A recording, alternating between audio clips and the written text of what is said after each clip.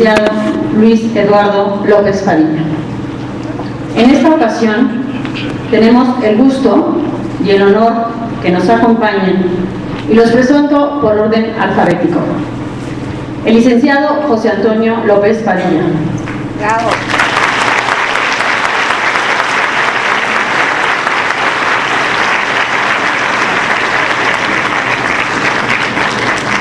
Es abogado egresado de la Escuela Libre de Derecho, profesor titular de la Cátedra de Sociología en la misma escuela por espacio de 20 años. Especialista en materia de seguridad social, derecho procesal y amparo.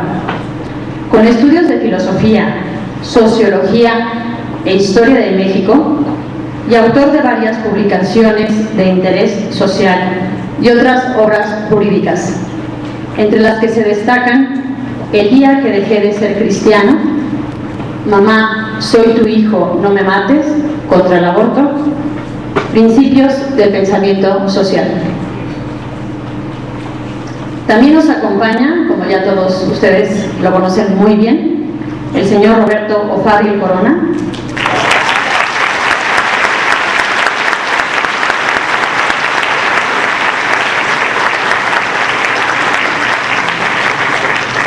Estudios de comunicación por la Universidad Intercontinental y por la Universidad Iberoamericana.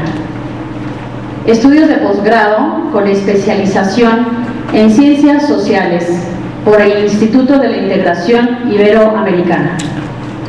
Diplomados en Comunicación Social, Derecho y Política Internacional, Sociología y Administración y Economía Política por el Centro de Investigaciones sobre la Libre Empresa.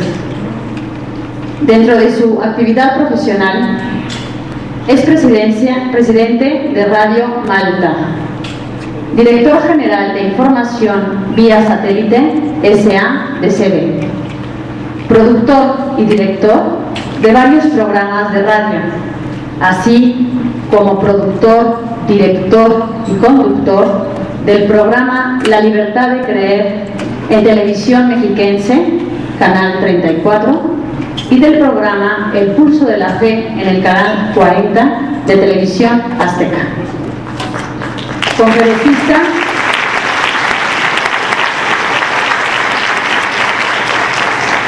Conferencista, escritor y periodista.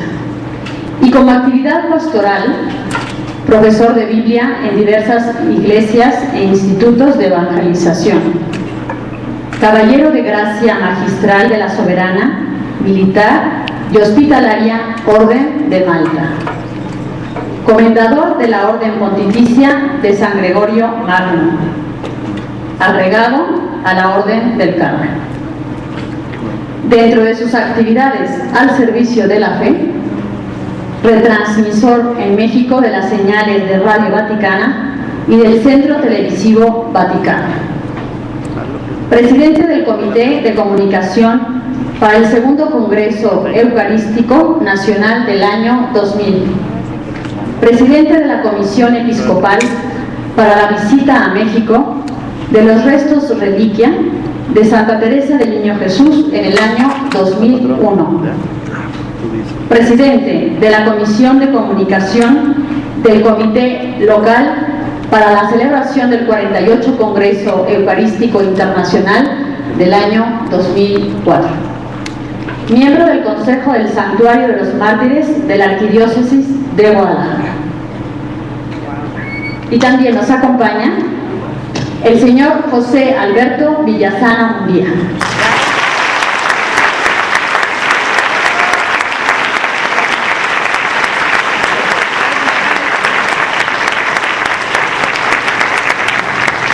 Es escritor y conferencista, analista de asuntos internacionales y de las relaciones Iglesia-Estado, caballero de la Orden de Malta, miembro del Club de Periodistas de México.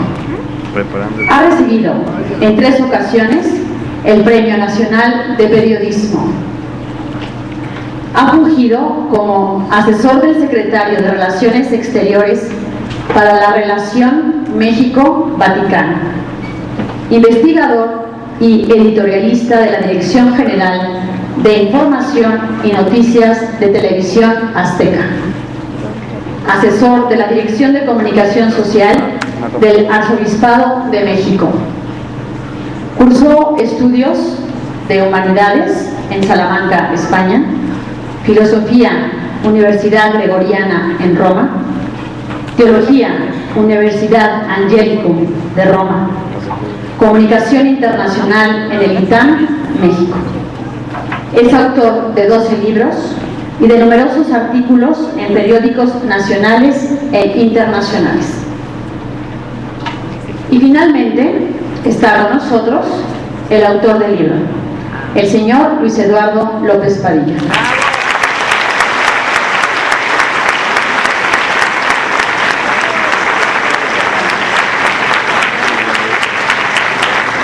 Es abogado egresado de la Escuela Libre de Derecho. Ha realizado diversos diplomados y especializaciones en filosofía y teología. Desde 1983 ha impartido más de 3.800 conferencias sobre temas de escatología católica, mariofanías, espiritualidad, profecía mariana, nuevos movimientos religiosos, misterio de la iniquidad, geopolítica mundial, tanto en México como en el centro y en Sudamérica, Estados Unidos y diversas ciudades de España.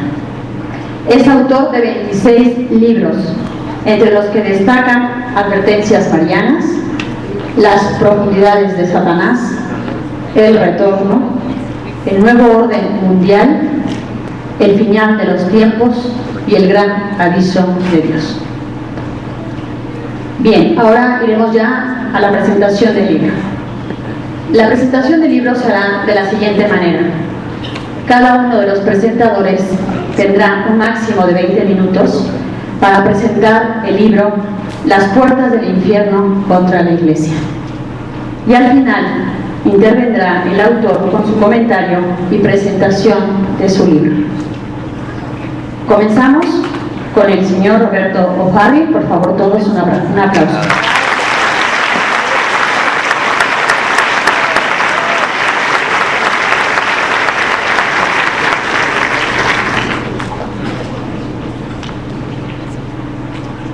Bueno, muchas gracias, María. Muchas gracias a todos. Gracias por acudir aquí a esta convocatoria que presentamos a través de la transmisión.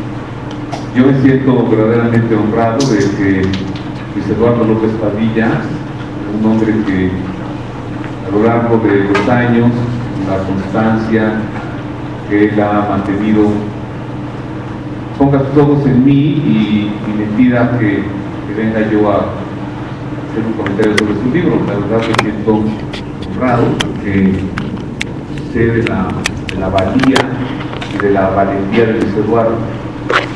Nos conocimos de una manera simpática cuando hace, yo creo que más de 20 años, tal vez 25 años, en un programa de radio que hacía yo, se llamaba Teología para cada día, Radio 620, la música que llegó para mí. Allí hice un comentario sobre un reciente libro que había escrito Luis Eduardo López Padilla, diciendo que cómo era posible que alguien se dedicara a escribir esas cosas terribles, nefastas, inspirado por un corazón pútrido y no sé qué otras cosas. Pútrido. Y Luis Eduardo venía de Cuernavaca en la carretera oyendo el programa, un hombre creyente, católico, a carta cabal como es, muy interesado, veía el programa cada semana, y de pronto oyó su nombre y toda esta serie de denostaciones de un servidor hacia él, se le pararon los pelos de punta, se le salieron los ojos de las órbitas, me buscó en cuanto pudo y me dijo: oiga, señor Luis, ¿en qué lo quería usted? Así nos conocimos. Dios los hace y ellos se juntan. Y desde entonces hemos tenido una amistad que me honra y me complace. Ahora ser invitado por él para presentar este libro, pues es algo que yo reconozco y le aprecio, le agradezco. Este libro, que se llama Las puertas del infierno contra la Iglesia, es un documento resultado de una investigación profunda que nos explica por fin por qué la Iglesia es atacada. En este libro, Luis Eduardo parte del momento en el que el Señor le confió a Pedro, a Simón Pedro, esta revelación cuando le da a conocer que Él es la roca, la piedra sobre la que Él fundará su iglesia, que le entregará las llaves del reino de los cielos,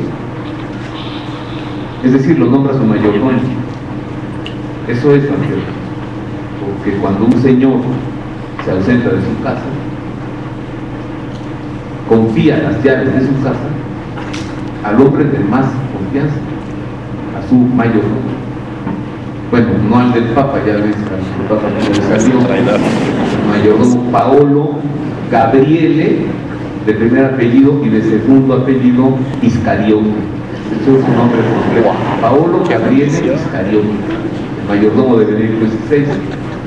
Pero el mayordomo de nuestro Señor Jesucristo, San Pedro, él se va a ausentar y le confía a Pedro las llaves de su casa, no solo aquí en la tierra, sino también en el cielo, y le dice: lo que tú ates aquí quedará atado en los cielos, lo que desates aquí quedará desatado allá.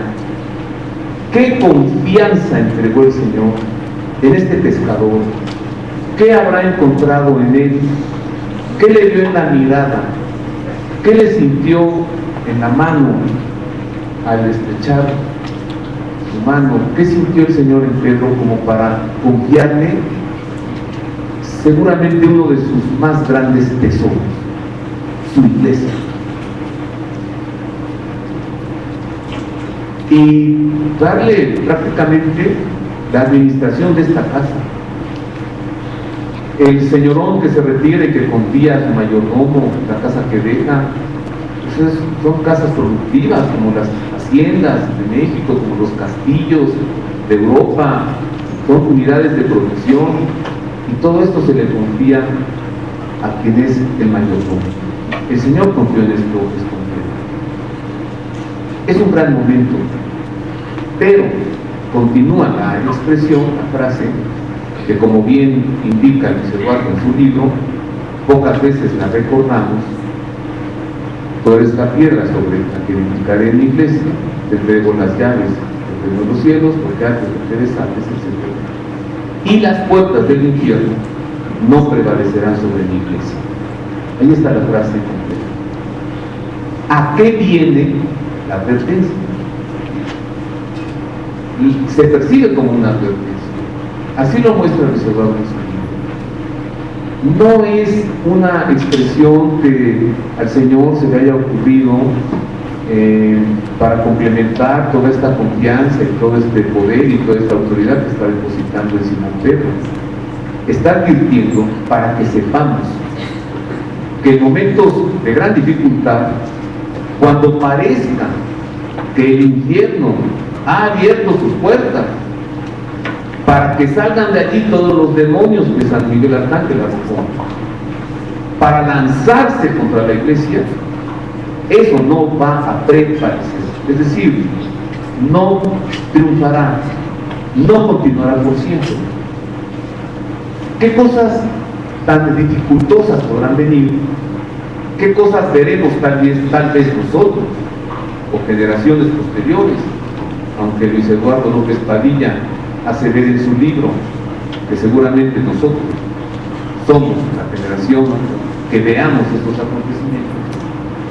¿Qué sucederá como para que podamos pensar que las fuerzas del mal, que los demonios del infierno, que Satanás y los demás ángeles caídos han triunfado en la batalla entre el bien y el mal? ¿Qué veremos como para considerar que en el misterio de la iniquidad, que se resume en que Dios permite el mal para sacar un bien mayor, que la lucha entre este bien y el mal, que este misterio de la iniquidad, el desenlace final será el triunfo del mal sobre el bien, el triunfo de Satanás sobre Jesucristo, el triunfo de los ministros del mal, de los brujos, de los esotéricos, de todos estos personajes verdaderamente malignos, derrotarán al bien. Acontecimientos que seguramente nos harán pensar en eso, como para que el Señor nos haya predicho: las puertas del infierno no prevalecerán sobre mí. Luis Eduardo comienza por explicarnos esto. Luego se mete a una investigación en el que hace un fascinante recorrido sobre los diversos ataques de los que la Iglesia ha sido víctima en los últimos 2000 años. 2000 años tiene la Iglesia, 2000 años de ser perseguida y es decir, de ser atacada. Desde la persecución desatada por los sanhedritas contra el mismo Jesús, por fariseos, por escribas, por sumos sacerdotes, pasando por la persecución de Sanedrín a los primeros cristianos, la lapidación del primer mártir, San Esteban, la persecución de San Pablo o de Saulo, antes de su conversión, antes de su bautismo, antes de San Pablo, esta persecución de Saulo contra esos primeros cristianos, la ulterior persecución de Nerón, estos cristianos juntados sus cuerpos de brea, ensartados en postes y prendidos del fuego para iluminar los espectáculos sangrientos en el circo de Nerón y en el Coliseo y en estos lugares, devorados por las fieras. Hace un recorrido maravilloso y basta leer todo esto para darnos cuenta que al cabo de 2000 años las puertas del infierno no han prevalecido sobre esta institución que Cristo fundó y de la que formamos parte nosotros. La Iglesia es una institución, la Iglesia es la jerarquía, pero la Iglesia somos también nosotros, el conjunto de los bautizados. Y ese misterio de la iniquidad y esa lucha entre el bien y el mal no nos es ajena, pues nosotros mismos somos partícipes de ello. Nosotros somos la Iglesia. Las puertas del infierno, a la advertencia y promesa también del Señor, no prevalecerán sobre nosotros mismos. Continúa Luis Eduardo en su recorrido por estos diversos ataques, pasa a el cisma en Occidente, año 1147,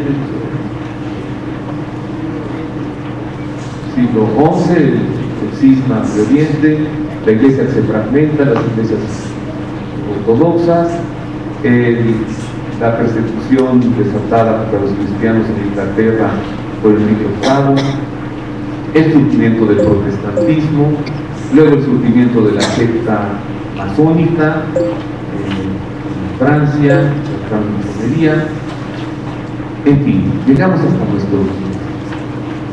Y después de recorrer estos ataques y estas persecuciones y encontrarnos con la persecución religiosa en México, las iglesias cerradas, los sacerdotes fusilados, ahorcados, expulsados del país, las monjas exclaustradas, arrancadas de sus conventos.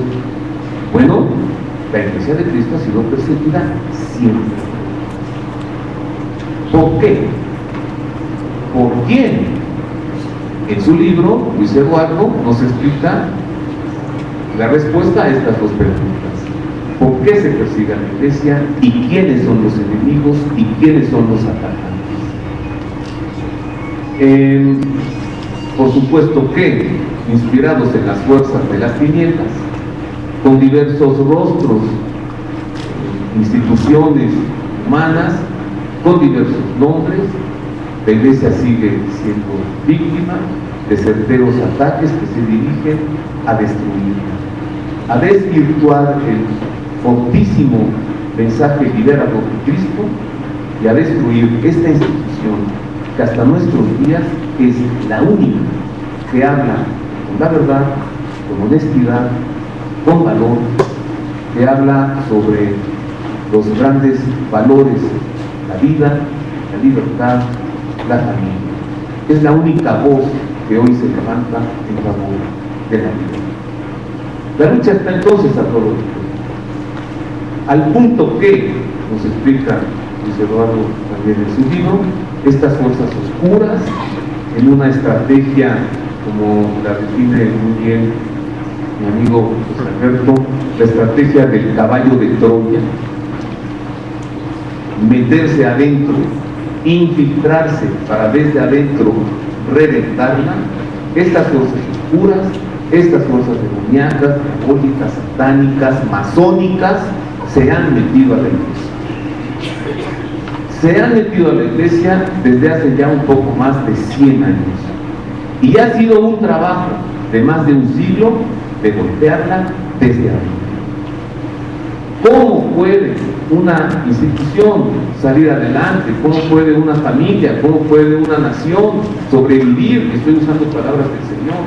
Si va contra sí misma, pues esta estrategia verdaderamente diabólica es lo que se está viviendo hoy.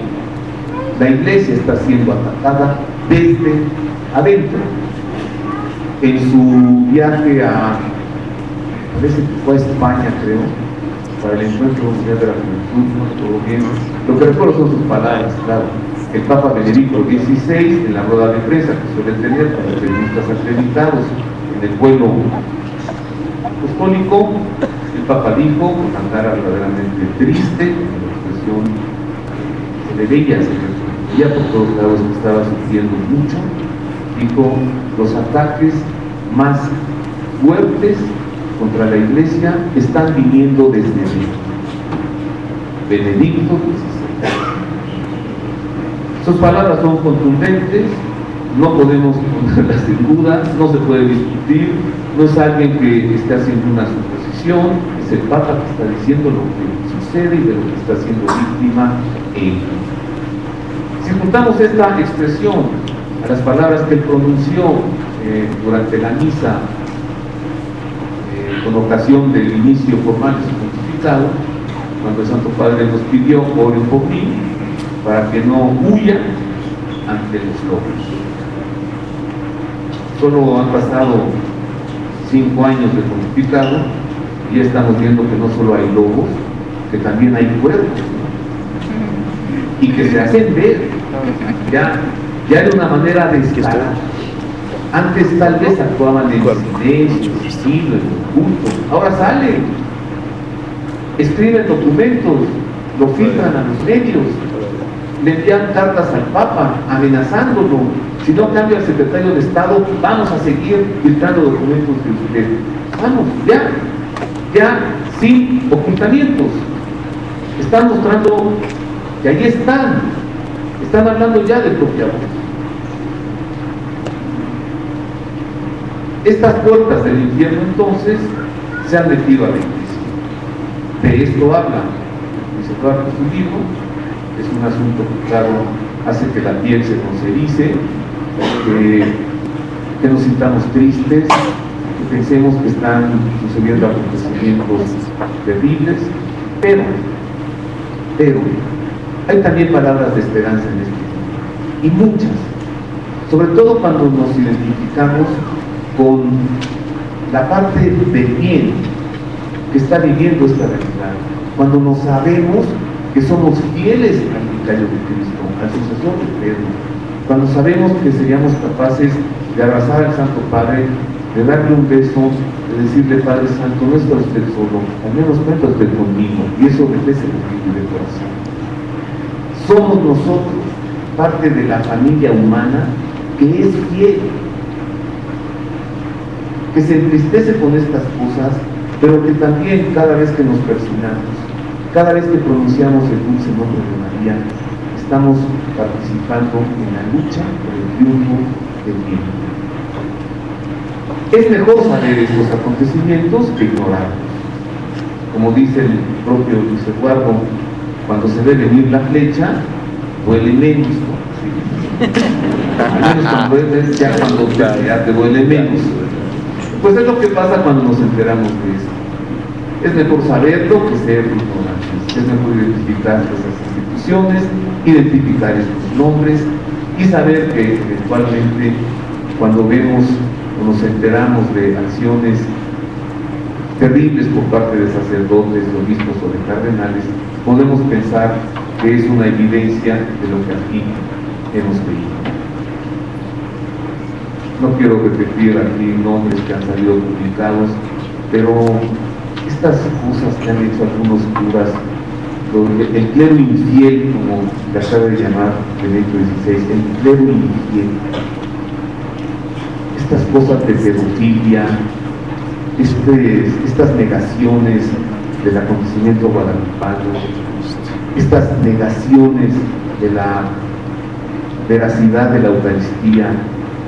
Cuando vemos estas declaraciones de algunos, pues ya sabemos cuál es su nombre: las puertas del infierno.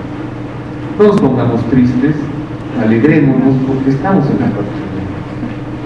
Vendrán posiblemente acontecimientos más fuertes cuando estas fuerzas oscuras logren ir completando sus planes. Veremos acontecimientos más fuertes.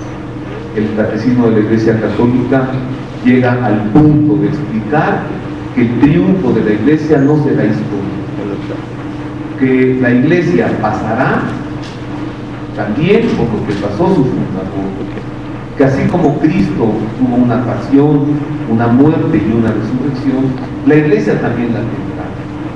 Posiblemente llegaremos a un momento en el que estemos ya desaparecidos, que la Iglesia ha terminado, y no será la primera vez. Pregúntale a tus padres, a tus abuelitos, qué pensaban ellos cuando en los años 20 estaban cerradas las iglesias, prohibido celebrar la Eucaristía.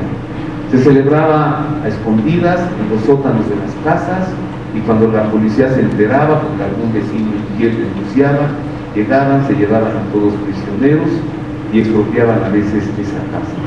Esto pasó en México. ¿Qué habrá pensado aquella generación nuestra? La Iglesia llegó a su fin. Pues no ha pasado esto. Está abierta, se celebra la Eucaristía. Ahora tenemos prácticamente el reconocimiento de la libertad religiosa. Estamos en un buen momento. Y finalmente, pues ya para desocupar el micrófono y que hace gente que tiene más capacidad de un servidor para estas cosas,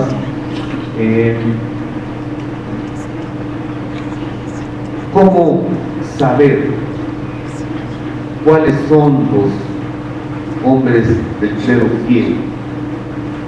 ¿Cómo saber cuáles son las decisiones buenas?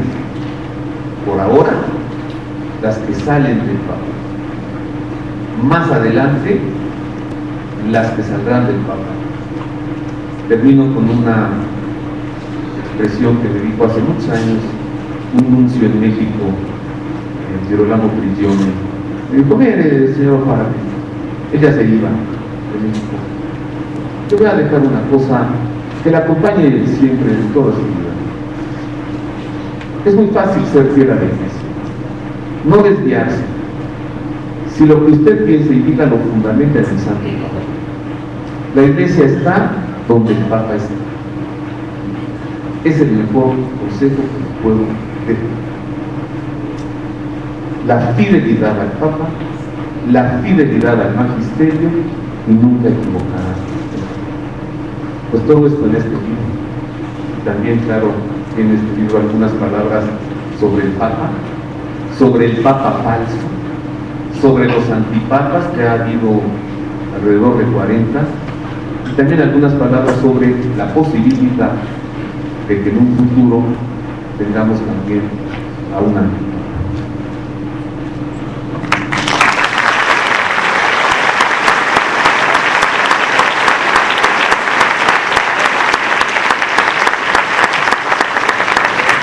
Muchas gracias al señor Farril por su presentación. A continuación, el señor José Alberto Villasana. Todos, por favor, un aplauso.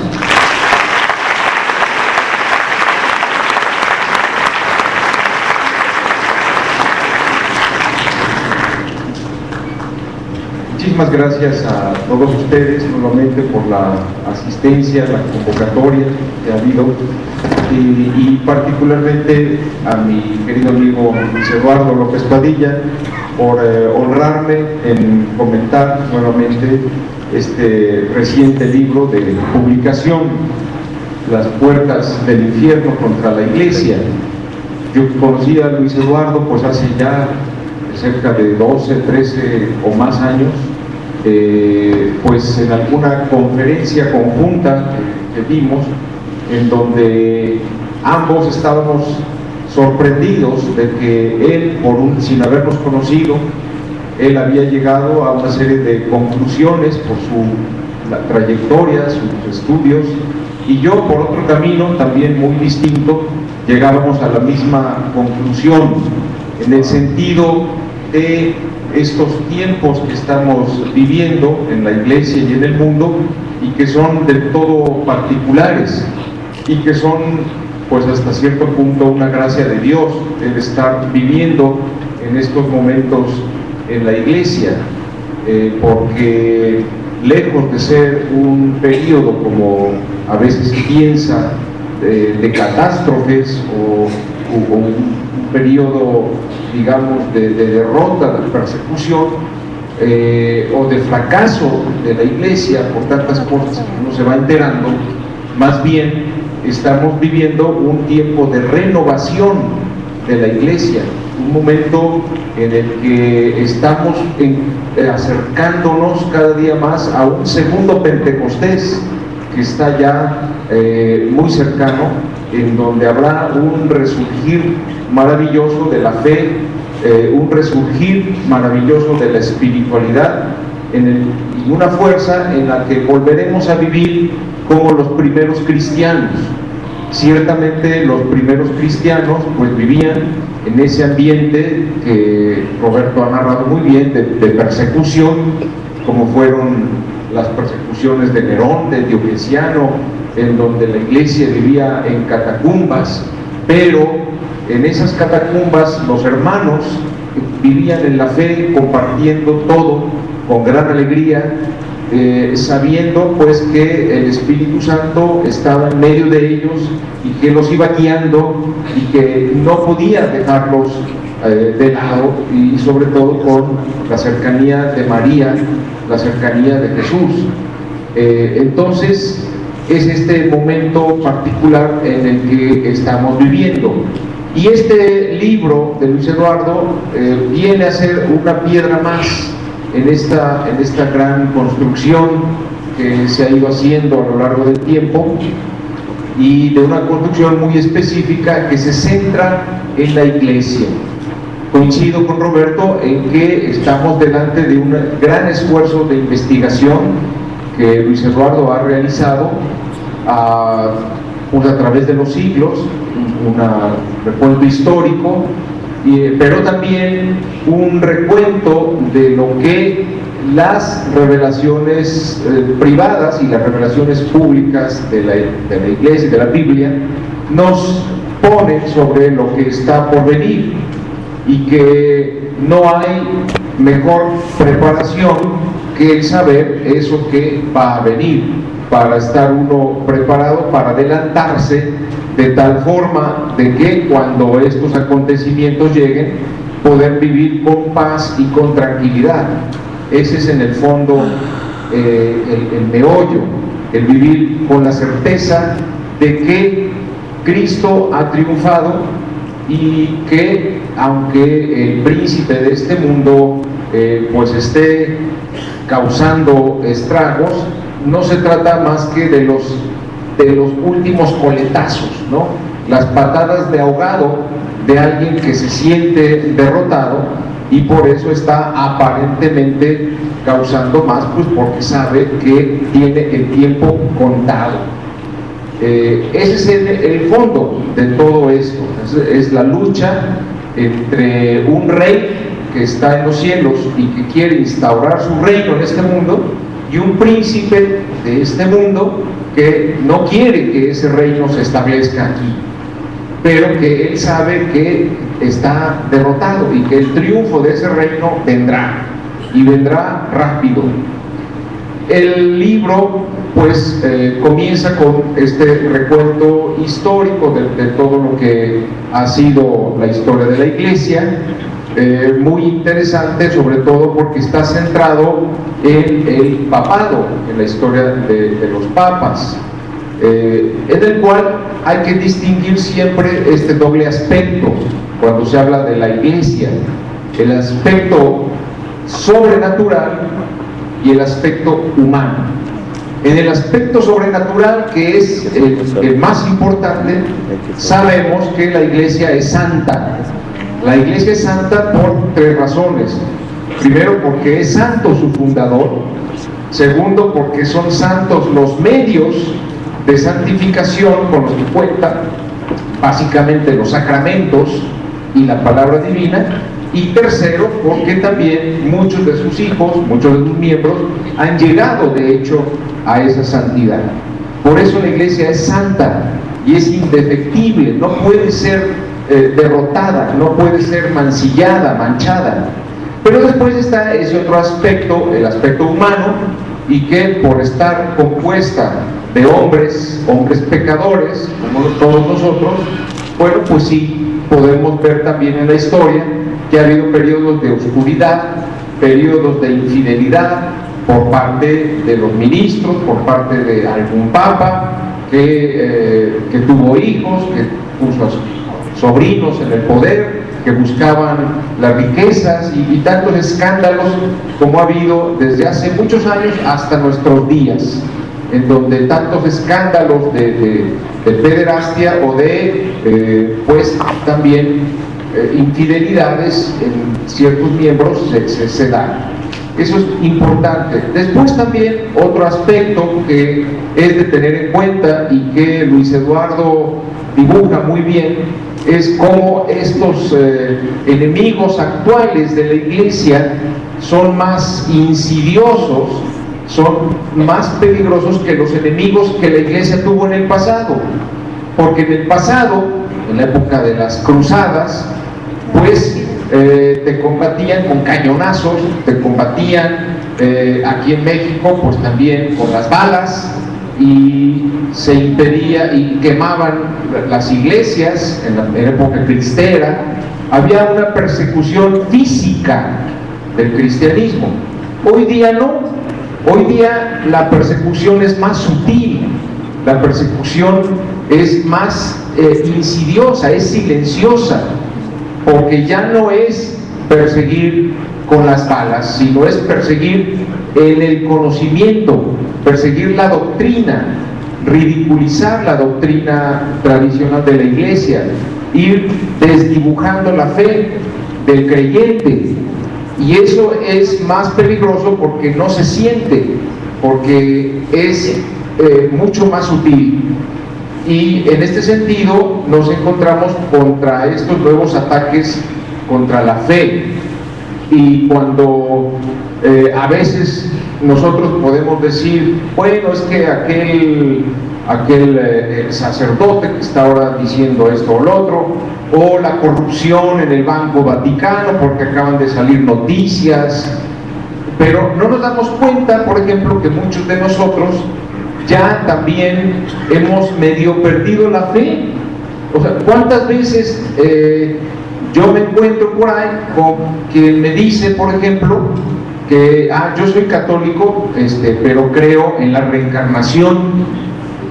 A ver, espérame, o sea, ¿cómo? Pues sí, muchos católicos, se dicen católicos, ya creen en la reencarnación y no se han puesto a ver que hay una contradicción en términos, una contradicción esencial, que los orientales y los budistas y los hinduistas creen en la reencarnación. Bueno, pues no hay ningún problema, pero cuando en la Iglesia, en donde por un desarrollo doctrinal desde Santo Tomás, la persona tiene una dignidad de alma y cuerpo, y cuando San Pablo nos dice en la Biblia que la vida es una y después de ella el juicio y el premio eterno, ¿cómo es que ahora viene y que muchos ya creen en la reencarnación?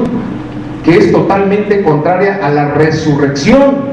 ¿Y cuántas veces decimos en el credo, creo en la resurrección de los muertos y la vida del mundo futuro? Y esto es, quien cree en la reencarnación no se ha puesto ni siquiera a imaginarse cómo va a haber reencarnación y resurrección.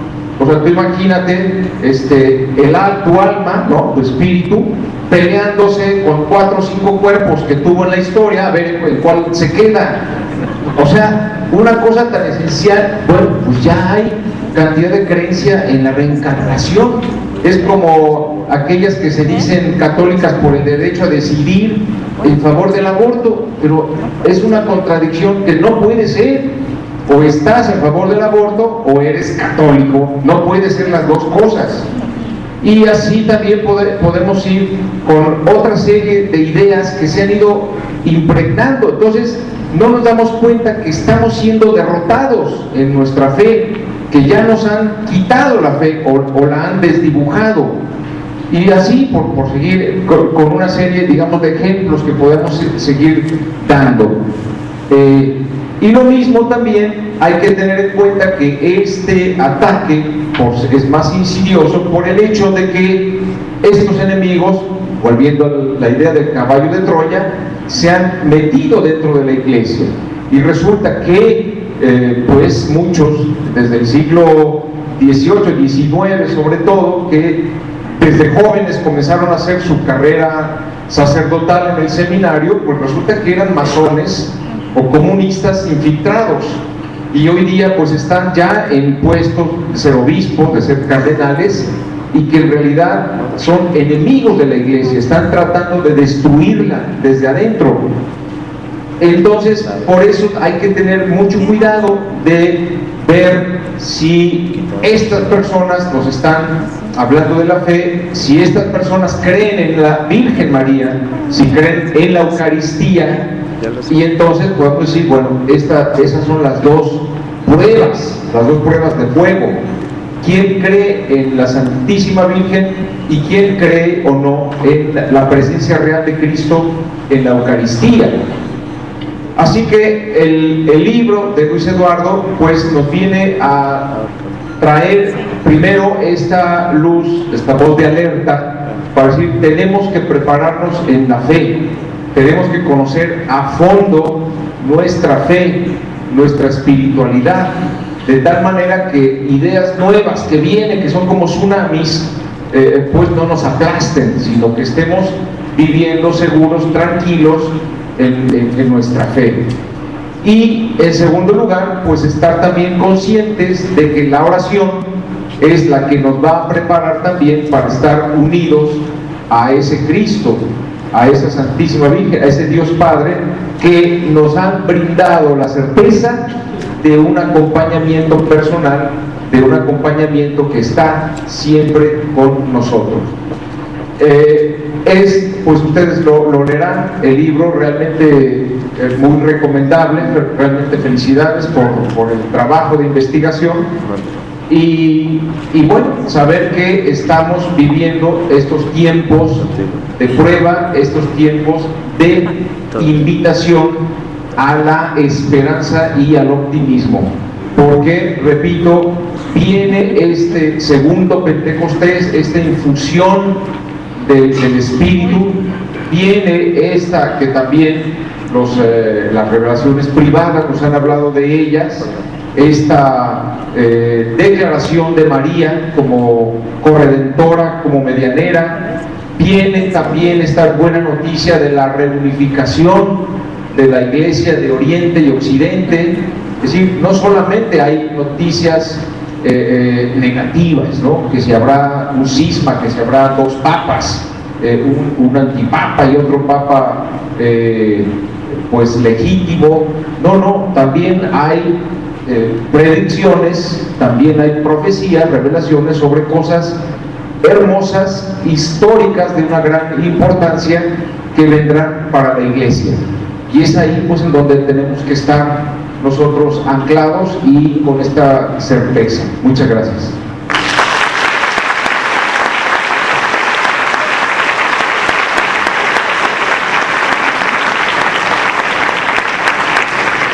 Muchas gracias al señor Villasana por su participación. A continuación, el señor José Antonio López Padilla. Un aplauso, por favor.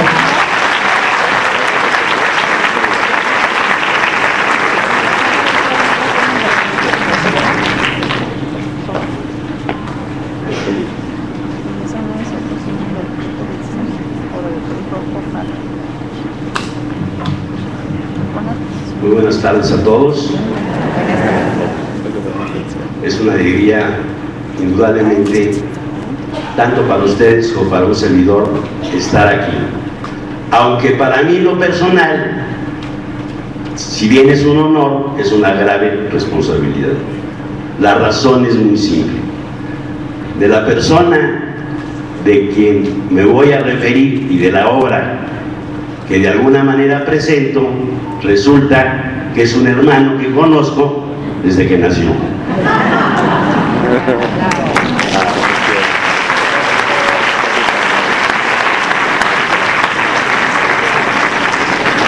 Pero además, como en casa no se puede ser profeta, y como bendito sea Dios, tenemos una madre llena de fuerza que todavía puede sobre 8 hijos, no obstante que el mayor tiene casi ya 63 años y este servidor va a cumplir 60, nos pregunta, como cualquier madre de familia, o sea, en el hogar, a quienes nos portamos de alguna manera mal, de dónde vienes, cómo vienes y por qué llegas a estas horas. En el caso de Luis Eduardo, como son 26 libros, cada vez que nos lleva un libro a la casa, nos dice, ¿qué nos traes? Sobre todo el libro Profundidades de Satanás.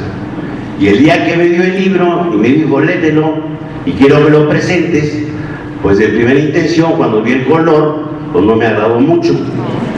De esto, indudablemente, es testigo tanto el licenciado Villasana como también Roberto Parra.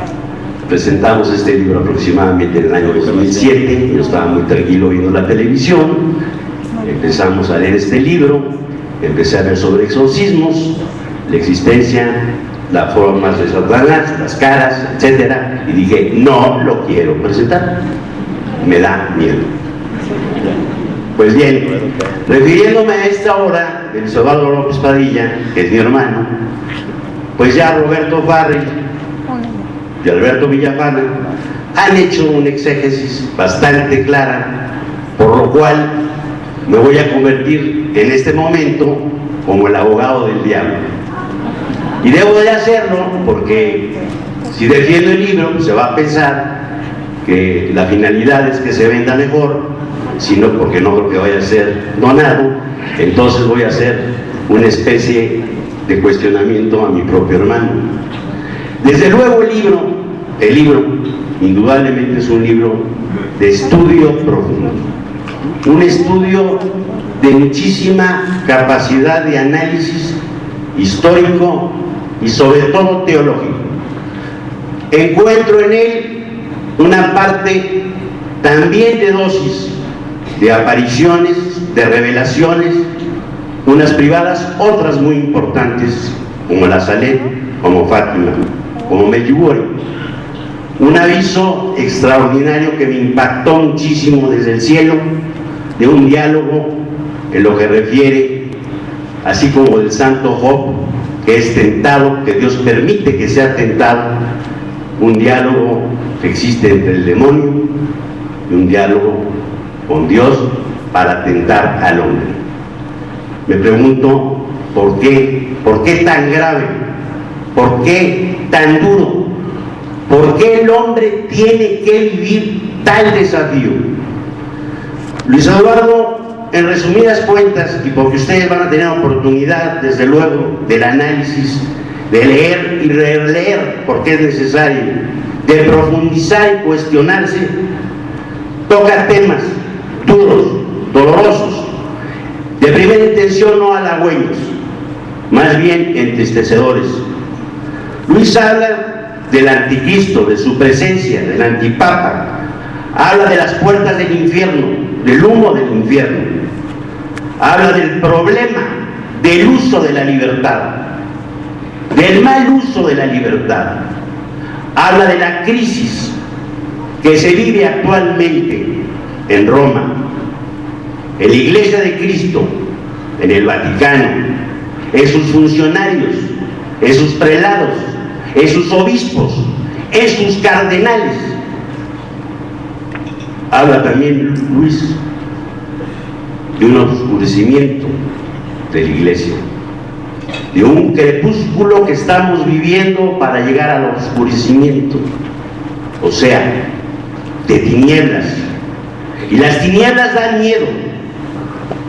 Es normal que el ser humano ante la tiniebla sienta terror. Los que han sufrido la cárcel sufren el terror y saben lo que es la cárcel. La ceguera es una tiniebla. El oscurecimiento, el apagamiento del sol, la falta de luz provoca ese miedo. Y habla entonces que al final de estos tiempos, no del fin del mundo, al final de estos tiempos, de estos momentos difíciles que está pasando de prueba la Iglesia, va a haber una gran confusión, que se va a sentar en la silla santa de Cristo, en la Iglesia de Cristo, en la Iglesia que fundó, como dijo Farrell, a través de un mayordomo excelente, finalmente servidor, el enemigo más grande de Dios y el más peligroso, el mismo demonio a través de su profeta, que es el antipapa. Este es el tema del libro. Precisamente hay un complot contra la Iglesia. Desde luego, al final, el triunfo de Cristo es definitivo. Nosotros quisiéramos pensar que fuera definitivo ya. ¿Por qué no lo es si Cristo ya resucitó? Entonces las preguntas evidentes ante esta consideración de la obra de Luis Eduardo López Padilla serían las siguientes. Luis Eduardo, si hablas del anticristo, de tu obra, si hablas del infierno, la primera pregunta es, casi todo el mundo dice, en la modernidad, en ese sensualismo, en esa secularización, o sea, en esas fiestas del Averno que hacían los romanos, no lo tomes tan en serio, es un juego. El demonio es un juguete para asustar a los idiotas. Entonces, ¿existe realmente el demonio? ¿Existe realmente el infierno? Y si existe, caray, siendo Dios tan poderoso, tan fuerte, tan sabio, ¿por qué no lo destruye?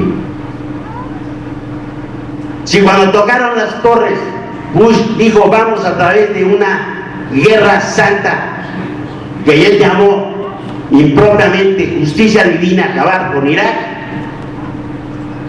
vamos contra los fundamentalistas, ¿por qué Dios no destruye a este maldito demonio? Y nos quitamos del problema, nos vamos a nuestras casas y seguimos viendo la televisión.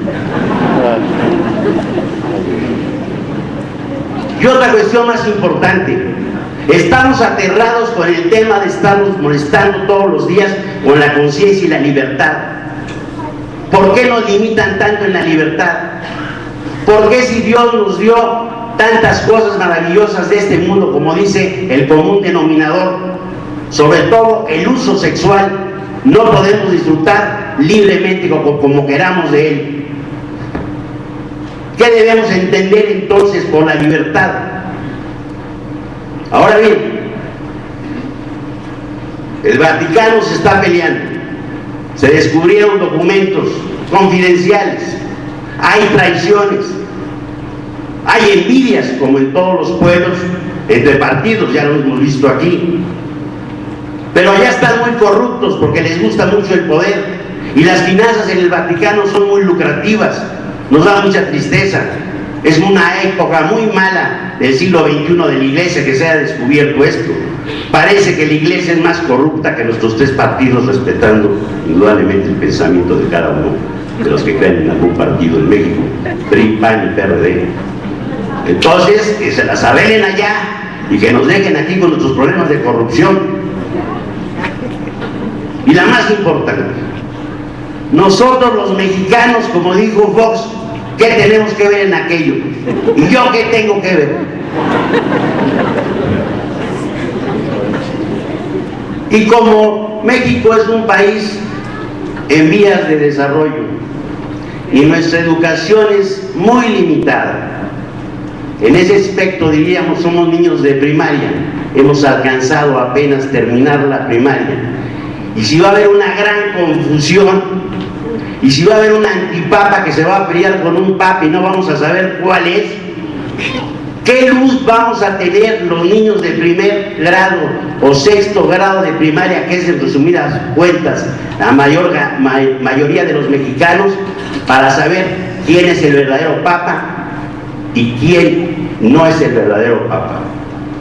Estos son los cuestionamientos que a la luz de la redacción del libro nos haríamos normalmente sus lectores. Esta es la parte inquietante. Entonces, debo advertir una cosa con la honestidad que me merece la presentación de este libro. Esta obra, es cierto, está escrita por su autor, Luis Eduardo Rigoberto López Padilla, pero él no lo inventó. Lo que está escrito ahí no son sus palabras, son las palabras fundamentalmente de Cristo nuestro Señor. O sea, lo que dice Luis Eduardo no es que él lo diga por su propia voluntad, lo dice fundamentalmente Cristo, San Pablo y los profetas, entre ellos el más importante, Isaías. Así que nada es nuevo. Lo dice también San Juan en el Apocalipsis.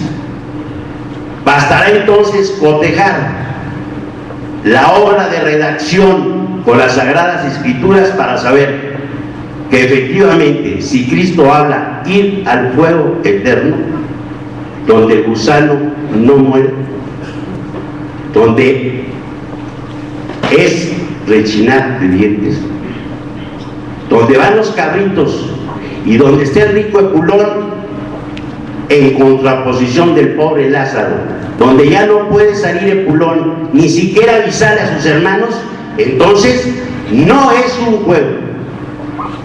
No es un juego. Y si estamos hablando en el Apocalipsis de la gran lucha del gran dragón, estamos hablando en serio de que el demonio existe. Y tan existe el demonio que a partir del siglo XX, como dijo Dostoyevsky, y se quedó corto, la gran revolución, que al fin y al cabo es una masonería, es la guerra contra la Iglesia de Cristo, contra el cristiano, desaparecer de la faz de la tierra toda la misión del servicio al hombre y llevarlo a la gloria, a la salvación, cobró más de 110 millones de seres humanos. No podemos estar contentos entonces ni tranquilos de saber que el hombre desaparece de la faz, no por vía natural, sino por vía violenta, por vía del castigo. Rusia ha querido ser consagrada y ha insistido la Virgen por una razón, porque es la Madre del Cielo, y alguna vez en una revelación privada le dijo a su hijo: hijo, ¿por qué no lo haces tú? Cristo ha querido que sea su madre y que sea reconocida. Eso dice precisamente el libro de Luis Eduardo. Como corredentora y como madre de Dios también. Lo que los obispos no se han atrevido a hacer porque ya no les conviene. Entonces hay un complot real y objetivo dentro de la Iglesia Católica. Eso es lo que dice la obra de Luis Eduardo. ¿Cómo vamos a estar entonces nosotros contentos de saber que estas cosas suceden desde el siglo, principios, finales del 19, principios del siglo XX y ahora XXI? ¿Dios podría destruir al demonio? Claro que lo puede destruir. ¿Por qué no lo destruye? Porque iría contra su sabiduría, bondad y justicia. Eso es filosófico. Dios se contradeciría y Dios no se puede contradecir.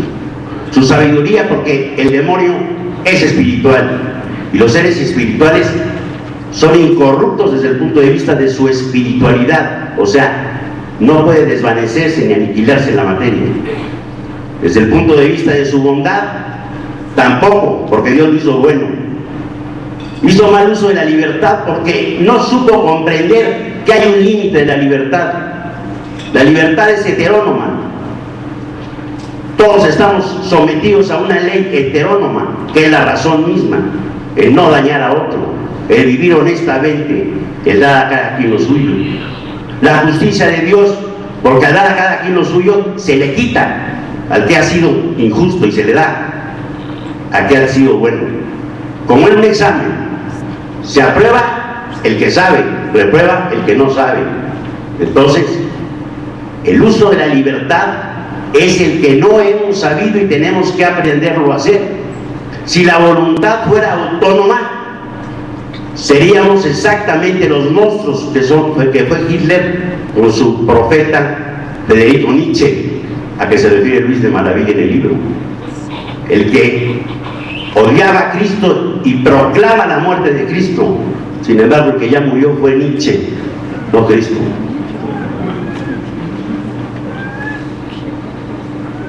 ¿Qué hizo con la buena voluntad Hitler? Matar a más de 6 millones de judíos. ¿Cuál fue el resultado de la guerra? 60 millones de seres humanos. Esto no es halagüeño. Y esto se ha permitido porque ha faltado un espíritu dentro de la iglesia de cohesión, porque hay obispos que se están rebelando. Entonces no se ha consagrado el Inmaculado Corazón de María toda la Rusia. Y Rusia va a ser el azote. Y que ya Rusia desapareció, lo van a ver en el libro. Rusia se está preparando para cosas muchísimo más graves. Pero lo más importante, comulgando indudablemente con Roberto Cofarri y Alberto, sobre todo en esta última parte de Alberto, ¿cómo vamos a saber? ¿Cómo vamos a distinguir los seres humanos si no tenemos la inteligencia del demonio? ¿Quién va a ser el Papa? ¿Qué es lo bueno o qué es lo malo respecto a las costumbres y la dirección de la Iglesia? Desde luego somos fieles al Papa. Proclamamos y pensamos en esa fidelidad, y México es testigo y es querido por los papas, particularmente el de feliz memoria Juan Pablo II y ahora Benedicto XVI. ¿Cuál va a ser nuestra luz? Así como los marxistas, aquellos que mataron y asesinaron a tantos seres humanos, no necesitaban saber las leyes de Marx ni el libro El Capital, y muy pocos lo conocen, así tampoco nosotros los cristianos necesitamos saber mucha teología. Dos cosas necesitamos hacer. Una que nos las enseñó perfectamente Juan Pablo II, el amor a la Virgen María. ¿Y cómo vamos a amar a la Virgen María? ¿Cuál es la predilección de la Virgen María? Nuestro mejor escudo. Y ustedes ya saben cuál es. En una ocasión asistí a visitar a un reo en el reclusorio Oriente, soy abogado. Entré, lo que se llama la revisión de rigor, llevaba un rosario y me dijo el celador: ¿qué es eso? Que no te hagas idiota, sabes perfectamente qué es, cobarde. Eso es lo que tenemos que saber. Dios no quiere tibios. Dios aborrece a los tibios. No les pide sabiduría, les pide sentido común. Y el único sentido común para la Virgen es rezar con ella el Santo Rosario. Seamos valientes, recemos el Santo Rosario, hagamos en nuestras casas y fortifiquemos con ello nuestros hogares. Esa fue la enseñanza del Papa Juan Pablo II. Y de este Papa, que es un apóstol, que en el holocausto más difícil le ha tocado vivir todos los ataques contra la iglesia, nos enseña otra cosa. Para que tengamos luz, sepamos exactamente qué es lo que Cristo quiere en la última cena, es la Eucaristía. Dos son las armas que existen para tener la luz, no necesitamos más. Este es el ejemplo que el libro da. Es la obra de Jesucristo, es la obra de la Virgen María, aquí con nosotros perfectamente advocada por la Virgen de Guadalupe. Creo que eso es lo halagüeño del libro, eso es lo que vale la pena.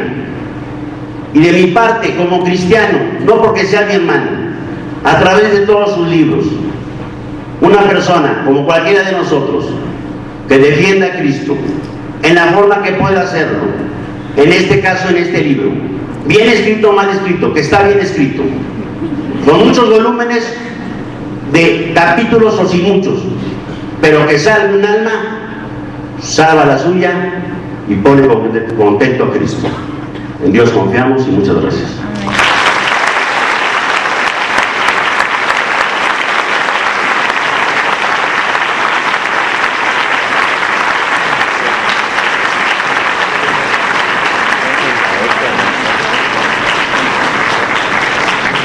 Muchas gracias al licenciado José Antonio López Padilla.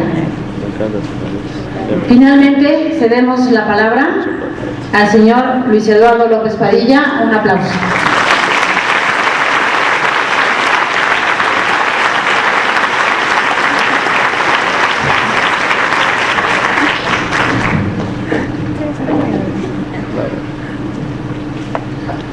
Pues tengan todos muy buenas tardes. Muchas gracias a José Antonio, mi hermano, por su disertación. Menos mal que le hizo de abogado del diablo. A José Alberto y a Roberto por la intervención en el comentario de este libro, que este servidor de ustedes se vio obligado moralmente a escribir con premura. Y es premura porque el tiempo se está acabando. Parece que nosotros, los hombres, hemos llegado a un punto de necedad. Hemos cerrado los ojos del Espíritu a la gracia de Dios. Nos empeñamos, aún sabiendo cuál es el camino que lleva a la salvación, en recorrer el ancho sendero que lleva a la perdición. Y es mandatorio que sepamos lo que va a suceder, lo creamos o no lo creamos. Porque ya no se puede tapar el ojo con un dedo. El sol con un dedo. Tenemos que tomar conciencia de la batalla espiritual, que la Iglesia como cuerpo místico de Cristo y nosotros en lo individual estamos librando en contra de Satanás, de este ángel caído, y en contra de todo lo que él, a través de la causa indirecta, de todo lo que nos aparta de Dios, él se yergue. Los tiempos son muy graves. Son tiempos, como diría Juan en el Apocalipsis, dulce, amargos. Pero vamos ahora a hablar de lo amargo. Ahora es de lo amargo. El libro aborda el tema de lo amargo. Y el título es Las puertas del infierno contra la iglesia. Me decía una persona, qué fuerte es su título. Le dije, pues yo no lo escribí, es decir, yo no puse esas palabras, sino que son de Jesucristo. Las puertas del infierno no van a prevalecer en contra de ellas. Y son palabras que dejan claramente establecido, como dijo José Alberto, la condición divino-humana de la iglesia.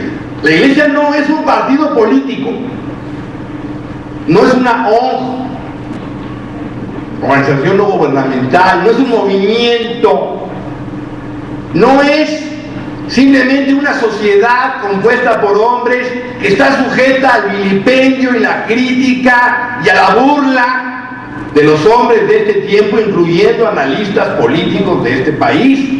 Yo escuché en un programa de televisión una burla grotesca al Papa. Es que era infalible. Tonterías, dijo el comentarista. Son tonterías esas. No son tonterías.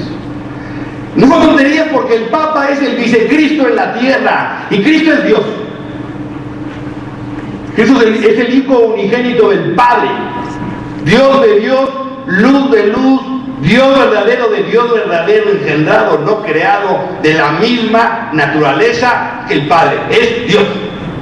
Y ese mismo Dios, con ese poder, le dice a Pedro: tú eres Pedro, y esta es mi iglesia, y las puertas del infierno no van a prevalecer en contra de ella. Porque asume en esa condición divino-humana una batalla espiritual que Dios permite, no quiere, es que la haya querido, pero la permite, como se mencionó aquí, la permite porque Dios en su infinita sabiduría, omnipotencia, ha juzgado que sacar bien del mal es mucho mejor que no permitir la existencia de ningún mal. Y repito, Dios ha juzgado que sacar bien del mal es mucho mejor que no permitir la existencia de ningún mal. Por eso permite el mal. Por eso Dios permitió, y esto es un misterio, que a los ángeles, dentro del mismo mundo de Dios, se les revelara. Porque Dios los creó en su reino, allá. Y no digo arriba, aquí, en otra dimensión del mundo sobrenatural, llamado cielo. Y ahí los creó. Y dentro de su reino, uno de ellos, preeminente, que se le conoce, aunque así no se llama, como Luzbel, le dijo: non serviam, no serviré. Y con él, dicen los padres de la iglesia, una tercera parte angélica, que es terrible, porque son miríadas de ángeles creados por Dios.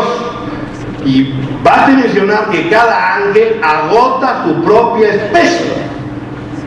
Dicho en otras palabras, nosotros, todos los hombres, somos de la especie humana, pero cada ángel tiene su propia especie.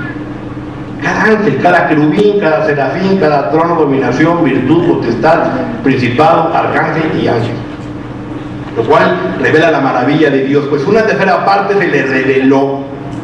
Y eso es lo que Pablo llama misterio de la iniquidad, misterio del mal. ¿Por qué Dios permite el mal? Y la pregunta de mi hermano: ¿por qué Dios permite la existencia del demonio? ¿Y por qué el demonio permanecerá hasta la eternidad? Porque Dios iría en contra de la sabiduría divina. Porque ya lo que es espiritual ya no es corruptible. Y también por eso creó el infierno, y es eterno. Y no es cierto, como dijo un obispo, que está vacío.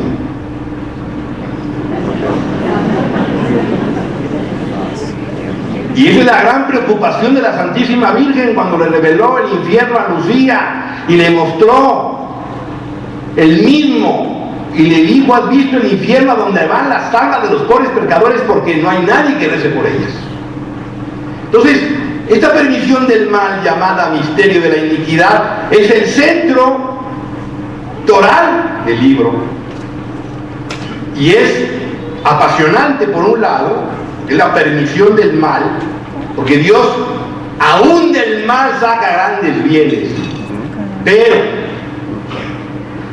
dentro de lo apasionante, como nosotros somos los actores de este misterio del mal, tenemos que estar preparados a lo que va a suceder. Y esta es la razón, la permisión del mal. Y desde que efectivamente la iglesia fue fundada por Cristo, ha estado sujeta al poder de las tinieblas, es decir, al poder del infierno, al poder de Satanás y sus ángeles caídos, que son muy poderosos, no más que Dios, pero muy poderosos, tan poderosos que tienen en este puño, en esta mano, tienen a la iglesia y la tienen a punto de darle un golpe cuasi mortal. Esa es la realidad. Un poder del mundo que se ha vuelto en contra de Dios, cuya cabeza es Satanás.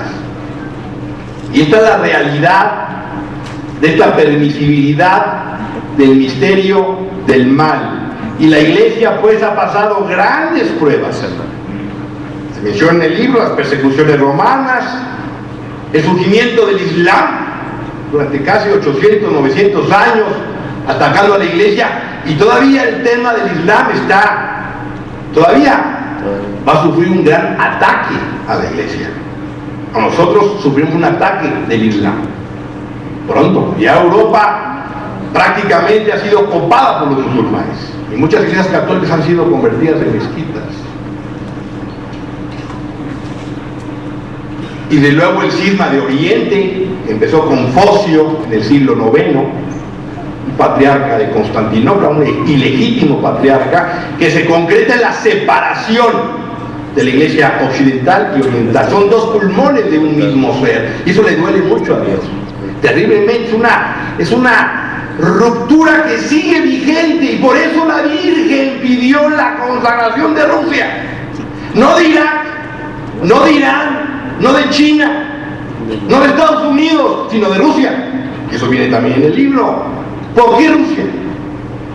¿Qué importancia tiene Rusia dentro del plan de Dios?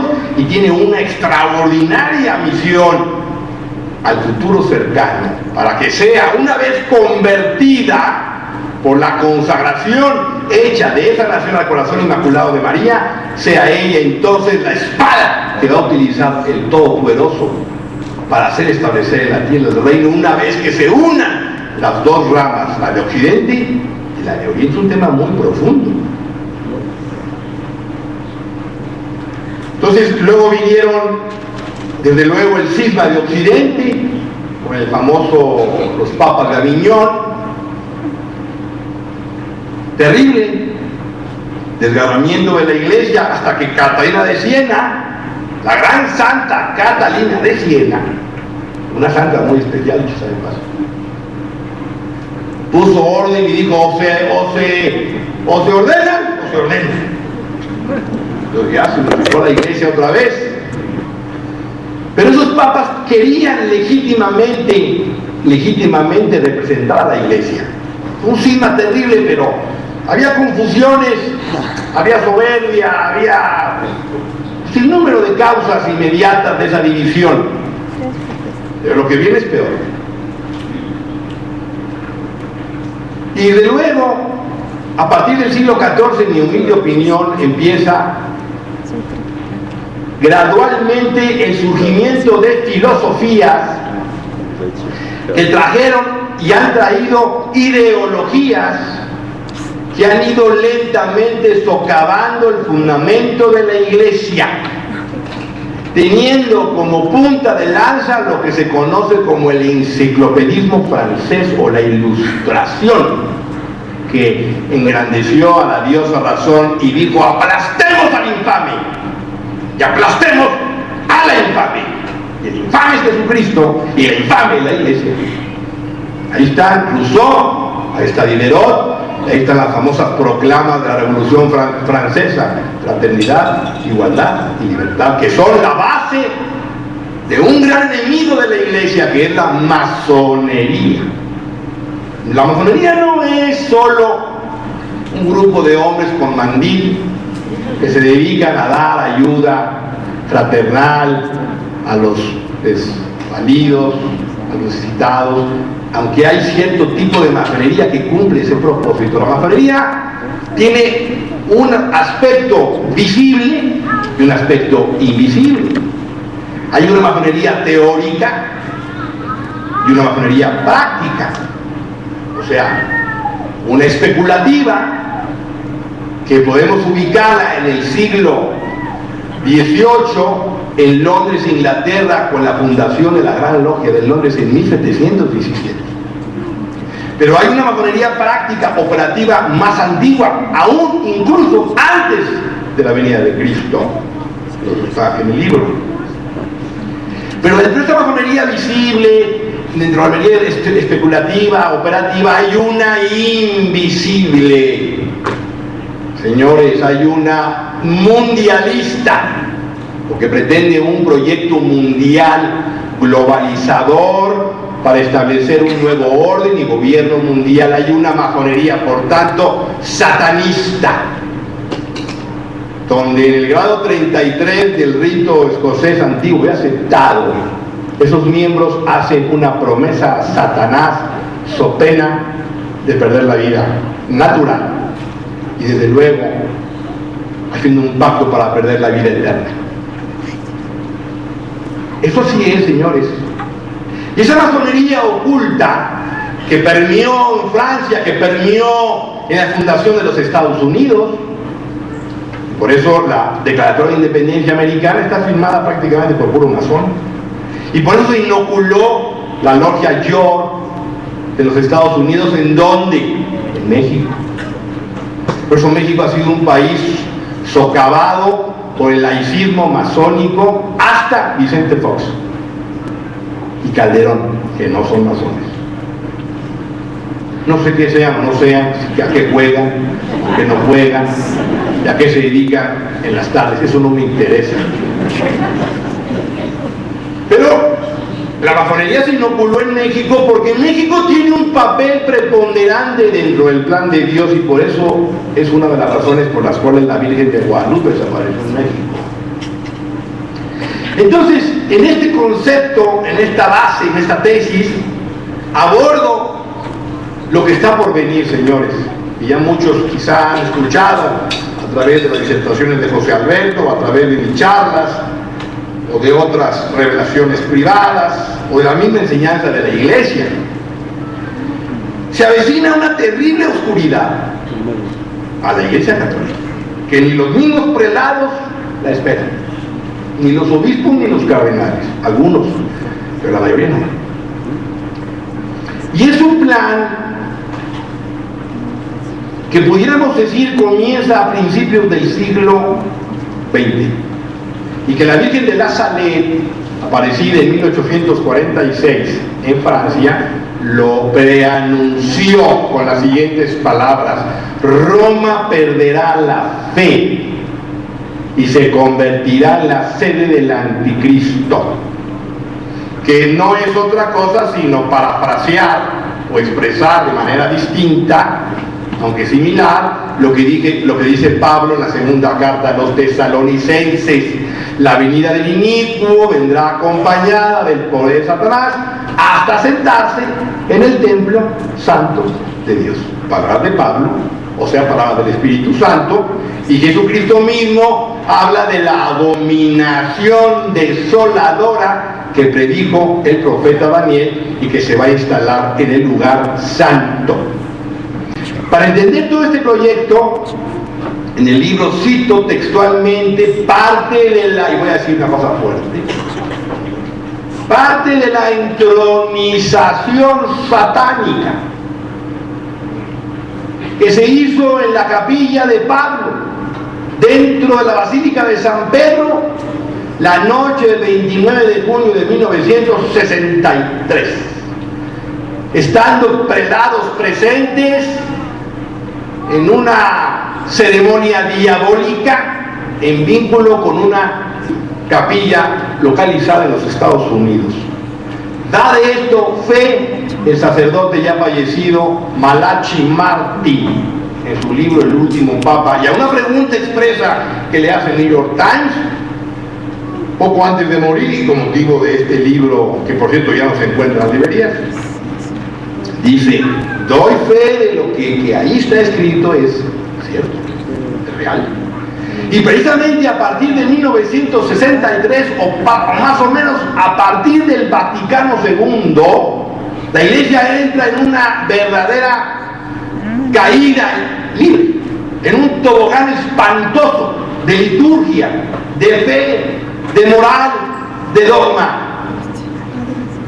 Y se empieza a concretar poco a poco lo que la Salet, la Virgen, dijo en el siglo XIX, en 1946, ¿verdad? De que los sacerdotes, ministros de su Hijo, por su mala vida, por su irreverencia a celebrar los santos misterios, por su amor al dinero, a los placeres, se han convertido en cloacas de impureza. Y como los libros malos abundarán en la tierra y habrá divisiones, y lo concreta luego en Fátima. La Virgen, preocupada por lo que está sucediendo en la iglesia, anuncia y advierte la apostasía que viene no solo al mundo, sino lo más grave, a la iglesia, al interior de la iglesia, y habrá obispos contra obispos, sacerdotes versus sacerdotes y cardenales contra cardenales, una división, un rasgamiento del velo del templo. Estamos viviendo una espantosísima crisis de fe que pasa desapercibida. Y pasa desapercibida porque las almas se están condenando como copos de nieve. Porque muchos van a misa solo los domingos. Y llega tarde. Y nos quedamos dormidos. Y no sabemos ni qué fue la homilía, ni cuál fue el evangelio. Y la mitad se levanta como rutina. Mascando chicle o viéndole las caderas a la muchacha de enfrente. Y la pregunta que nos haríamos es, esta gente que se va a comulgar, que va a misa, que llega tarde, que está distraída, que no sabe nada, ¿estará en estado de gracia? ¿Sabrá lo que es estar en estado de gracia? ¿Sabrá que hay pecados de pensamiento? Pecados de palabra, obra y omisión, como decimos, por mi culpa, por mi gran culpa. ¿Sabrá que un pecado mortal me impide acercarme a la comunión? ¿Sabrá que es un pecado mortal? Y sabrá que si yo comulgo en pecado mortal, comulgo en mi propia condenación eterna. Sabrá que el trabajador que no le paga el justo salario a sus trabajadores comete pecado. Que el que se queda con lo que no es suyo comete pecado. Que el que no paga lo que debe comete pecado. Que los esposos que duermen separados o se divorcian y se vuelven a casar cometen pecado. Que la mujer que aborta comete pecado y además está excomulgada. ¿Lo sabrán? Que es doctrina de la iglesia. Aunque a la gente le moleste o le reviente, es doctrina de fe de la iglesia. Son palabras de Cristo. No todo el que diga Señor, Señor entrará en el reino de los cielos.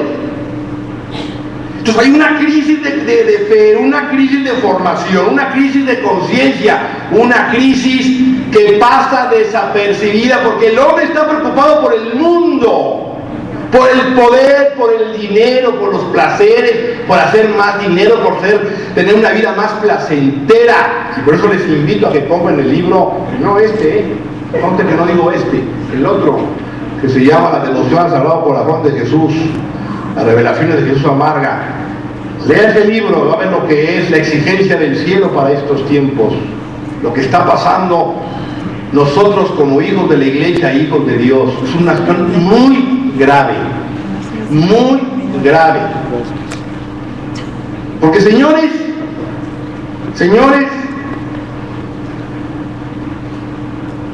esta vida no es el fin. Esta vida es pasajera, es muy pasajera. Amigos míos yo conocí en esta escuela, fui alumno de esta escuela, ya fallecieron de mi edad, infartos, accidentes, cáncer. No tenemos la vida comprada. Ayer fui a la ceremonia de un hermano que se doctoró en Derecho, otro compañero amigo mío, sacerdote, infarto masivo, 56 años.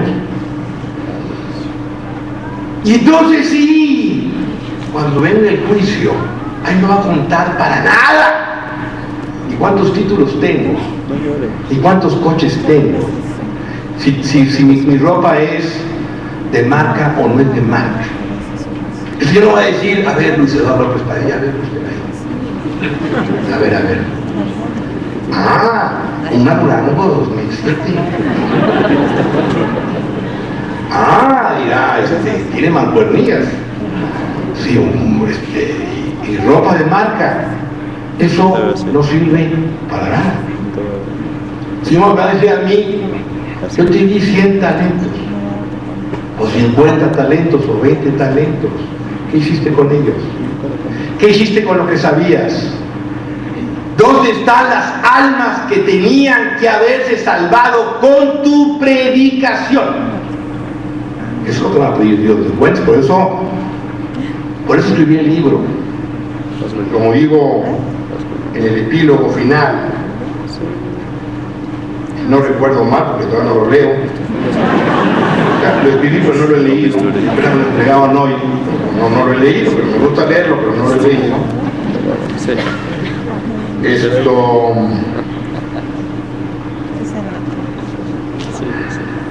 Bueno, aquí lo digo, tengo que buscar. Es una responsabilidad ante Dios. Entonces, mi responsabilidad consiste en que si por circunstancias de mi misión, porque yo no soy vidente, yo soy televidente, pero tengo una misión. Sí, tengo una misión, claro que tengo una misión.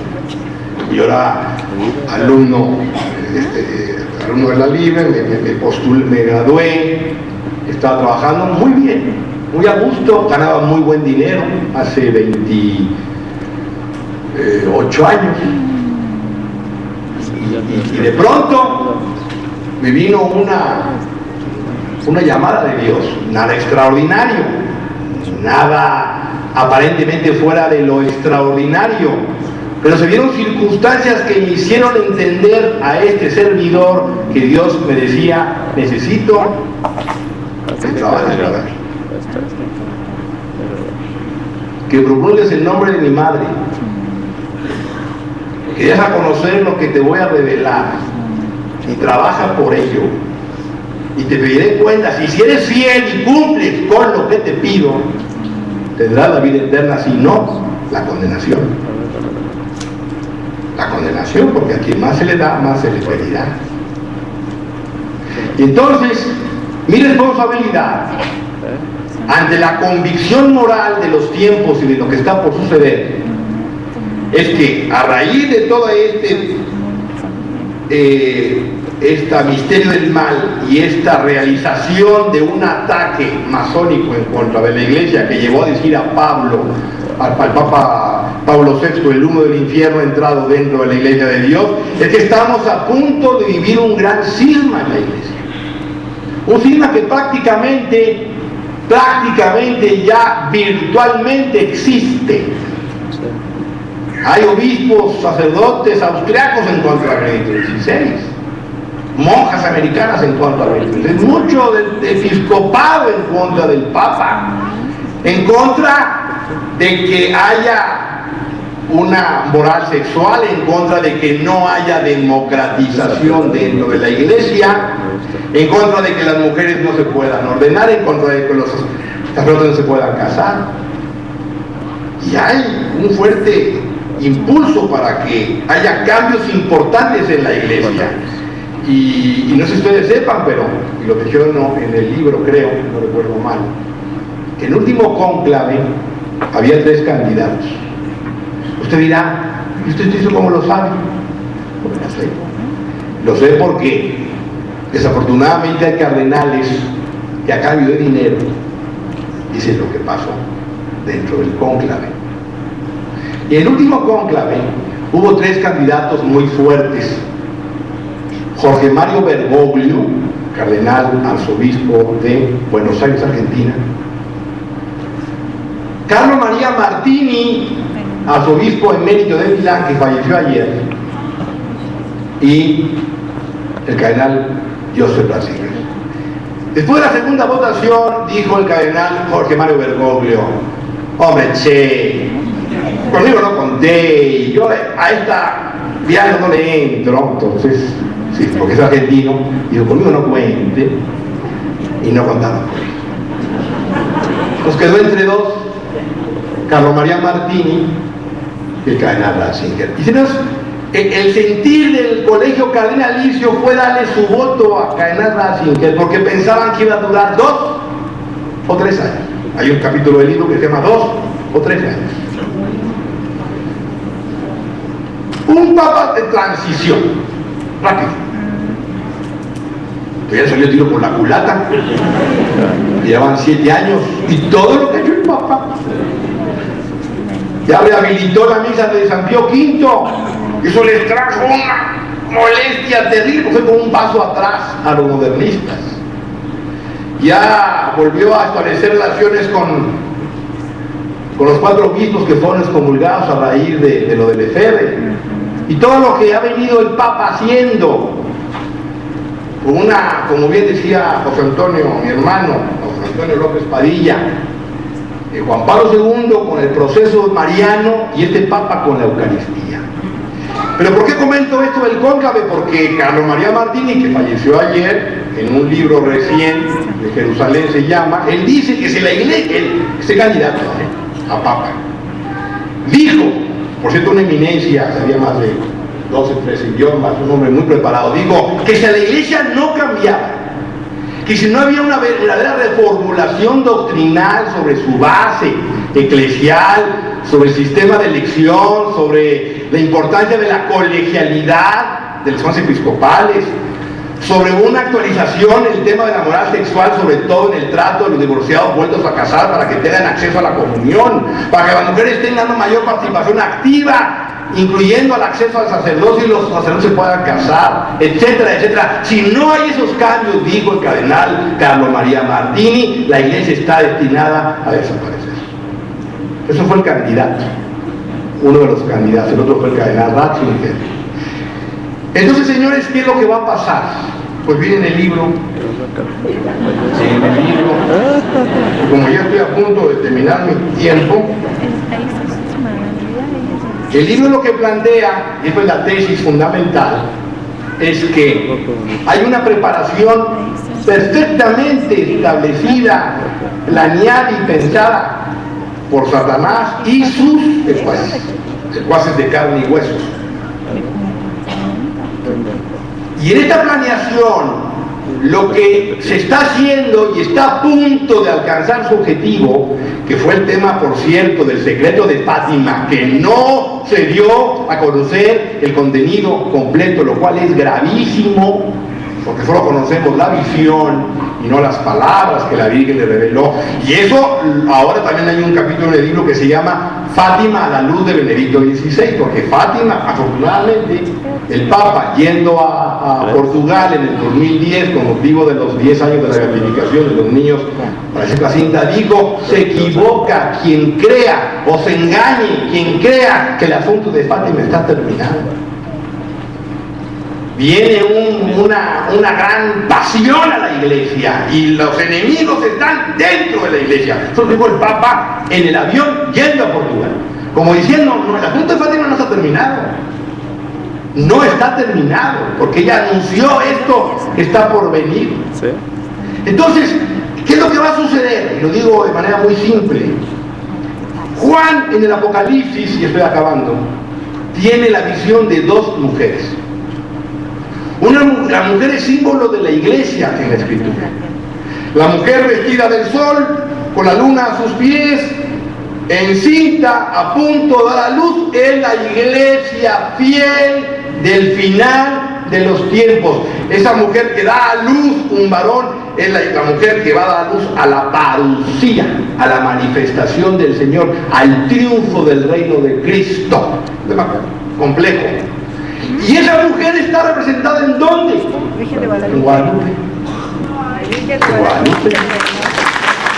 Porque Guadalupe es la única aparición en las revelaciones privadas, la única que yo tenga conocimiento, donde la Virgen se aparece encinta.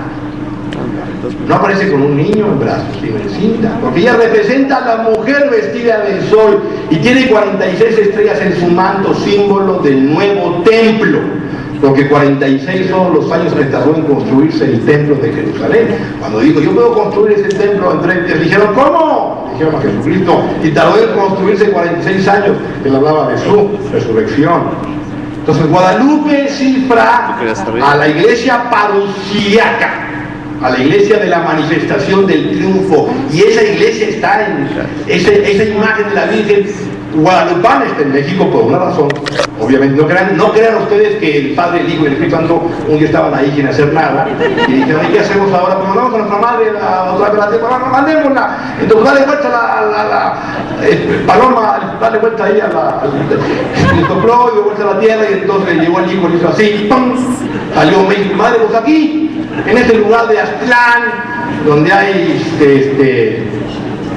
donde hay una serpiente devorada por un águila, que por cierto forma parte del escudo mexicano. Eso es profundo, tiene una razón profunda. La serpiente representa a Satanás y el águila a Juan. El que tenga oídos que oiga. Entonces, el punto al que quiero llegar es que la mujer representa a la iglesia fiel, y hay otra mujer, una gran prostituta que fornica con los reyes de la tierra, que se emborracha con la sangre de los mártires, que estaba revestida de púrpura y escarlata. Púrpura y escarlata, vestida de oro. Entonces, esas dos mujeres son la representación de la iglesia al final de los tiempos. Va a haber una fiel, una iglesia fiel, y una infiel, una ramera, revestida de púrpura y escarlata, porque el púrpura y escarlata son los colores de los obispos y los cardenales. Entonces, en algún momento, parece ya muy cercano, en algún momento próximo, la iglesia tendrá dos papas. Y los dos, aquí está la clave, los dos se van a proclamar papas de la iglesia católica que está en Roma. Y dirán que son los auténticos y verdaderos sucesores de Juan Pablo I y de Juan Pablo II y de Benedicto XVI. Y los dos se quedarán en Roma, y los dos se van a dividir el libro de la vida de la iglesia. Y habrá obispos y cardenales, y habrá miembros de comunidades y prelaturas y órdenes religiosas, etcétera, que estarán con el Papa A. Y habrá cardenales, obispos, sacerdotes, laicos, prelaturas y movimientos religiosos que estarán con el Papa B. Terrible, terrible, porque va a ser un dolor. Y los medios de comunicación se van a ensañar con eso. Se van a burlar de la iglesia, y de nosotros se van a burlar. Y no se sabrá de entrada quién es el auténtico, quién es el verdadero. Algunos sí lo sabrán, pero la inmensa mayoría de los hombres no lo sabrán. Y no lo sabrán porque Dios permite un poder engañoso, dice Pablo, para que sean condenados aquellos que, no creyendo en la verdad, se complacen de la iniquidad. Porque el hombre de hoy no quiso seguir la luz que le salvaba, no quiso leer el evangelio que le redimía, no quiso acudir a la Eucaristía que le fortalecía, no quiso acudir a su madre, la Virgen, nuestra madre, que nos protege y nos arropa con su manto y es guía de la iglesia verdadera. No lo hicimos cuando había luz, es lo que comentaba José Antonio, y un capítulo, el crepúsculo. Todavía hay un poco de luz, señores, pero pronto no lo va a haber, y cuando no hay luz no sabemos dónde caminamos. Algunos sabrán quién es el verdadero, pero la mayoría no lo sabrán. Y así van a ir por un tiempo, eso no va a ser de semanas ni de meses, hasta que uno de los dos empezará paulatinamente a ir en contra de la hija, de la madre y de la esposa de Dios, de la Santísima Virgen. ¿Y por qué de María? Porque María es la clave metafísica, es la clave que explica y da sentido a esta batalla espiritual del final de los tiempos. Dios ha querido engrandecer a María, ponerla como ancla de salvación, como medio de protección y guía, para que ella sea la madre del camino verdadero. María es un misterio en el plan de Dios. María no solo es la madre de Jesucristo, no estoy diciendo una herejía aunque parece, no solo es la madre de Jesucristo, hace 2000 años la doncella. María es eso y mucho más. María se ganó ese privilegio en algún momento ¿cómo explicaría? Del no tiempo, si cabe hablar así, porque una cosa es el tiempo. Por ejemplo, yo tengo un tiempo Yo nací hace 52 años, soy hijo de la señora que está aquí enfrente, y de mi padre que falleció hace 20 y tantos años. Pero no soy yo solo eso, yo soy más que eso.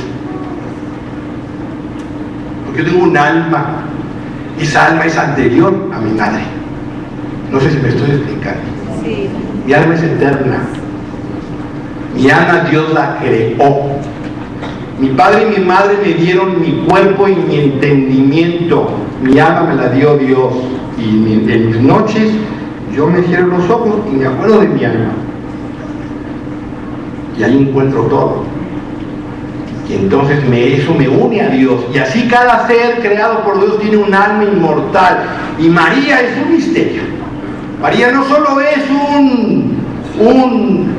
no solo es la hija, la madre, la esposa de Dios, es un misterio dentro de la Trinidad. Y María está llamada a ser la madre del verdadero camino hacia el Padre, la madre, la que va a establecer cuál es la iglesia verdadera. Por eso el Papa Faso va a ir en contra de María y dirá que María sí murió, y María no murió.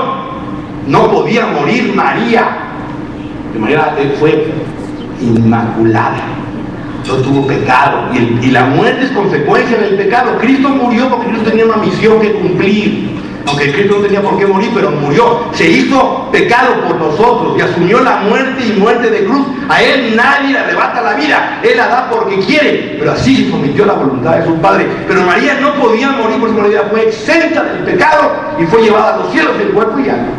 Y ese Papa dirá que María se murió y que María no era virgen. Y empezará a ir en contra de María. Y el otro Papa va a ir entonces a favor de María y a favor de la Eucaristía. Y efectivamente la Eucaristía y la Virgen se van a convertir en las dos grandes columnas de guía para lo que viene. Señores, termino.